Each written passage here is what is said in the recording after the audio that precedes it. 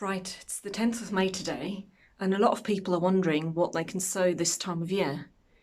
In this video I'm going to show you what we've got growing in the greenhouse, and it's not too late for you to be sowing some of these seeds.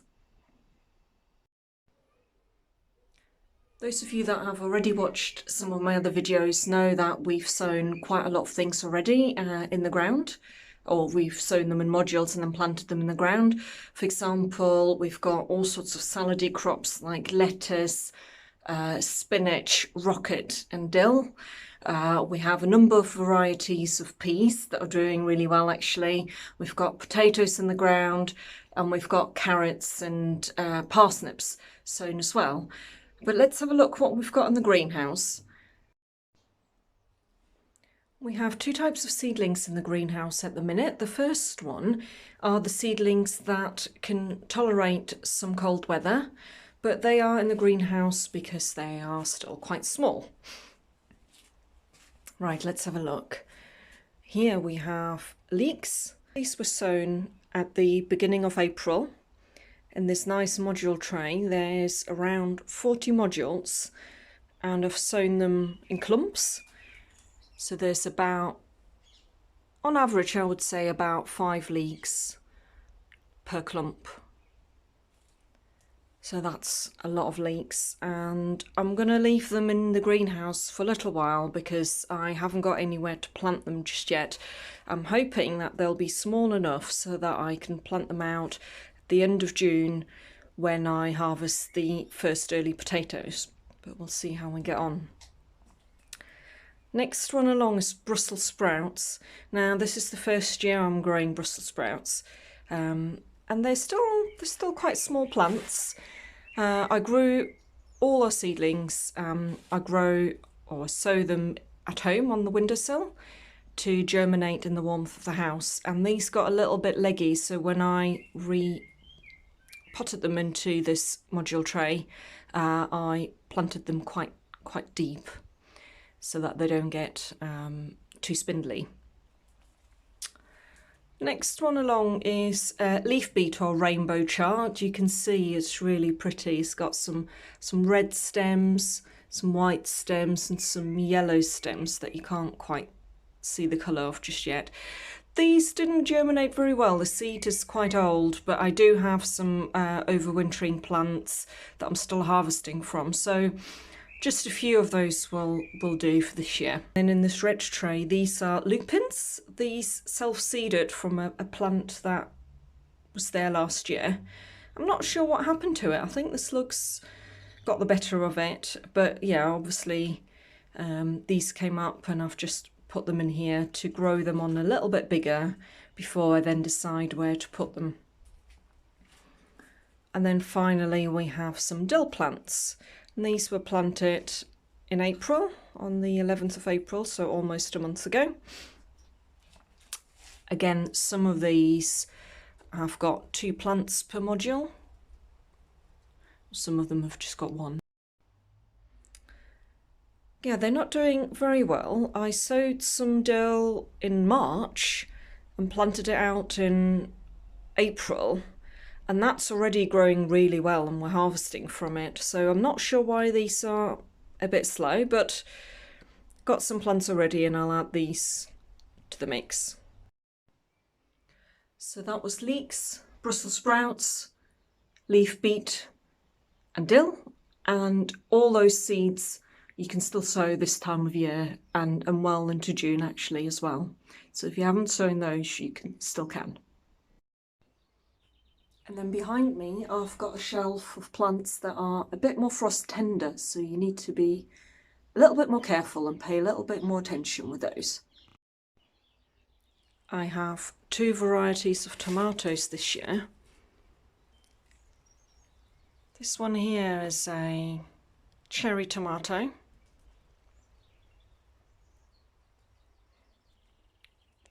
seem to have gone for quantity this year. I seem to have quite a lot of tomato plants. I have about 12 of these cherry tomatoes, and then I have about 9 of these bigger tomatoes. This is a German variety called Harzfeuer. They are a little bit bigger tomatoes. We are in the northeast of England where we don't get terribly long summers, so I mainly grow tomatoes in the greenhouse, but this year I'm going to try and grow some also outside. And they do grow and the tomatoes ripen, but we just haven't got a massively long growing season. So can't grow tomatoes that are where the fruit is too big. I sowed both types of tomatoes at the beginning of April in the house, and they did grow a little bit leggy. There's not a huge amount of light in the house, so when I potted them up into these nice deep pots, I did pot them in quite deep. You can see the little baby leaves there are not far above the surface. So these are going to be growing into nice sturdy plants.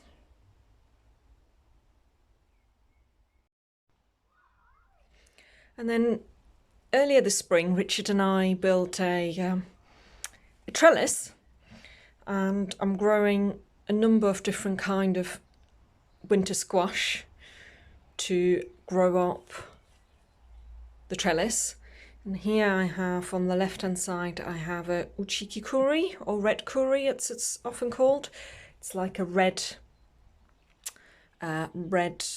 onion shaped squash, and I grew it for the first time last year, and it was really amazing, really tasty, and really kept really well.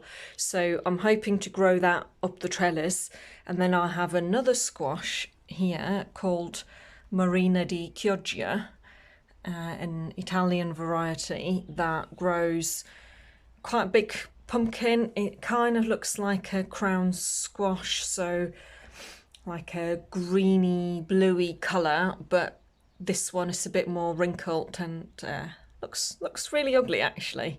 But lots of people have said lots of good things about the taste, and I'm looking for varieties that store well so that I can store them and eat them throughout winter. And I've got four plants in total, and I've got some more in the house actually that I've sown at a later date. I did sow these in April, and that was really too early. That was a bit of a rookie mistake to make. The problem is when you sow a plant too early, it gets too big quite quickly, and then you have to take it out the house and put it in the greenhouse. Because in the house it just becomes too leggy, there's just not enough light. Then you put it in the greenhouse, but the greenhouse, it's still quite cold in the middle of the night or at night time in general. So some of these plants, they don't do so well in the cold really. So it'd be better if I'd planted these at the beginning of May, or even now. If you haven't planted any squash, any winter squash, then now's actually a really good time to plant them. They'll germinate quite quickly and they'll grow quite quickly, and when they get to the right size, like this one here on the right, then you'll be able to plant them out. I won't be able to plant these out now for another at least week or two, because even though it is warming up, the ground is still quite cold and there's a bit of a cold wind round, so I don't want to risk it. These can quite easily be killed if it's too cold. And then finally I've sown 4 different varieties of cucumber, and 3 of each variety. I'm not sure what I'm going to do with those because I haven't really got space for that many. The 2 on the left are pickling varieties, and the 2 on the right are eating varieties, and some are indoor varieties, so some I'll be growing in the greenhouse. And this year, for the first time, I thought I might as well try them outside. Not convinced there's going to be many fruit on the ones outside, but I'll give it a go. Last year we had 2 very prolific cucumber plants in the greenhouse, and I decided to ferment some to see how it goes, and I thought they'd go all soggy and horrible, and they were actually really tasty and they lasted for a long time. So I'm hoping that some of these pickling cucumbers will turn out quite well, and then I'll do another video on how to ferment cucumbers for eating in winter. So I would say if you haven't sown any cucumbers or squash, now is a really good time to sow some seeds. If you haven't sown any tomatoes, it's probably a little bit late. I would try and find somebody who's got too many plants or buy some in a garden centre, because we have a short growing season and tomatoes will need a bit longer to grow. So that's it in the greenhouse, but I also have a bunch of seeds and seedlings growing at home. So let's have a look what we've got there.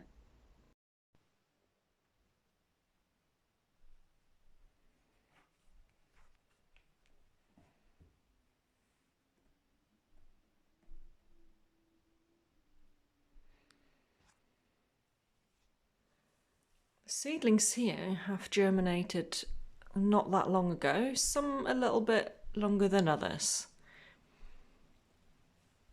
Here we have sweetcorn. It was planted on the 1st of May, so only 10 days ago, and you can see some are poking through already. I've never had much success with sweetcorn, so I'm hoping that I've sown enough this year to make it work. In the same tray, this is another one of those nice sturdy trays.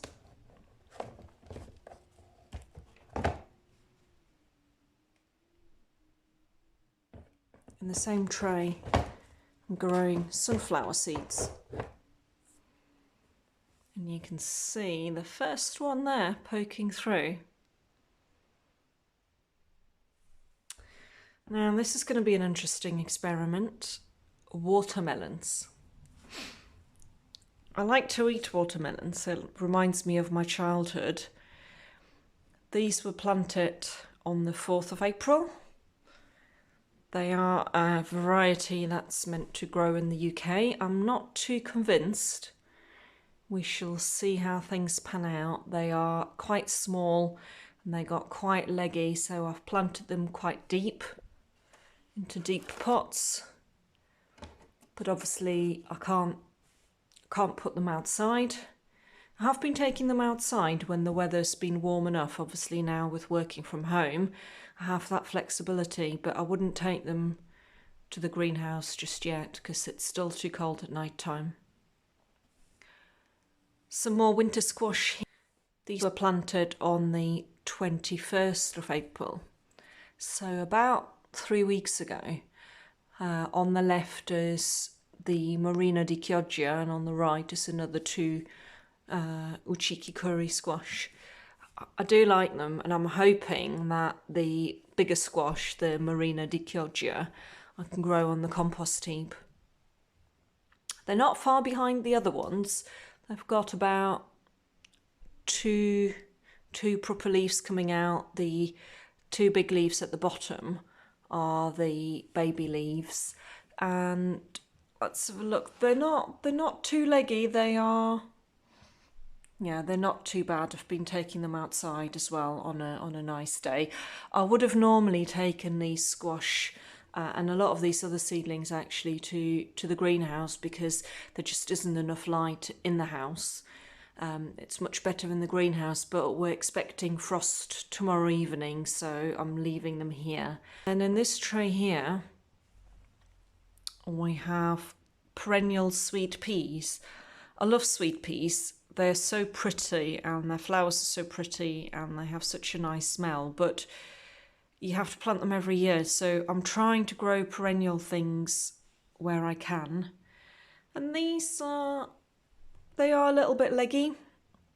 I think what I'll do is I'll repot them on as soon after the frost in the next couple of days into bigger pots, and I'll plant them in quite deep. So you can see this one here, there's a bit of a leaf here at the bottom, but really the first leaf is up here, so I'd get them in quite deep really.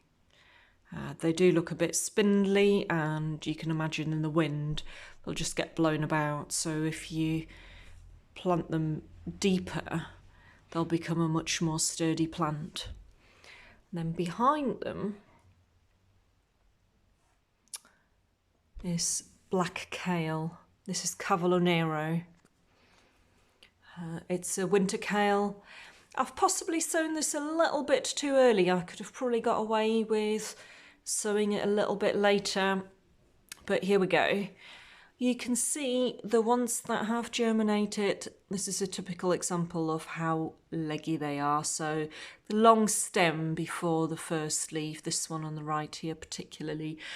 So on kale, which is going to be growing throughout the winter when it's going to be windy, and there's going to be all sorts of weather, you really want sturdy plants. This sort of plant will just flop over.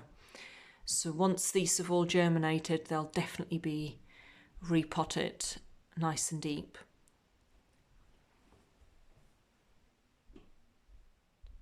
Runner beans. These only germinated yesterday, and it's amazing how much they've grown. This is home saved seed from 2018, so 2 years ago. I wasn't sure whether they were going to come up or not, and I think every single one pretty much. Oh no, there's a few that haven't come. But it looks like they're doing quite well so far. They are definitely going in the greenhouse, because I definitely don't want them to be getting leggy.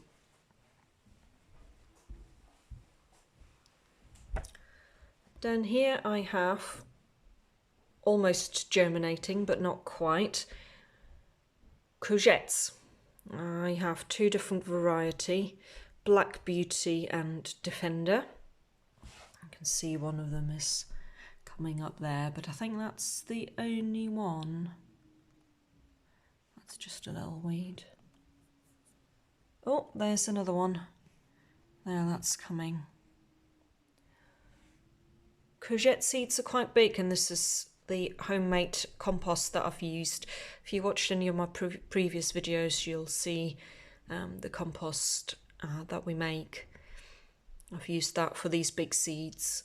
They're big enough to take the coarser compost, and same for the beans actually. And last but not least, these are borlotti beans. A friend gave me some last year to try, and I thought, you know what, it's not worth just eating a handful of borlotti beans, so I've saved them, and I wasn't sure if they were going to germinate or not, but yeah, they're coming. They're coming nicely.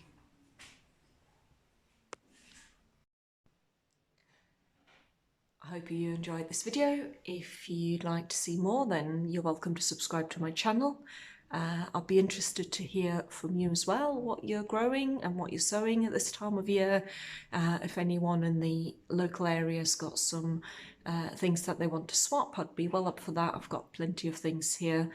And yeah, leave me any comments.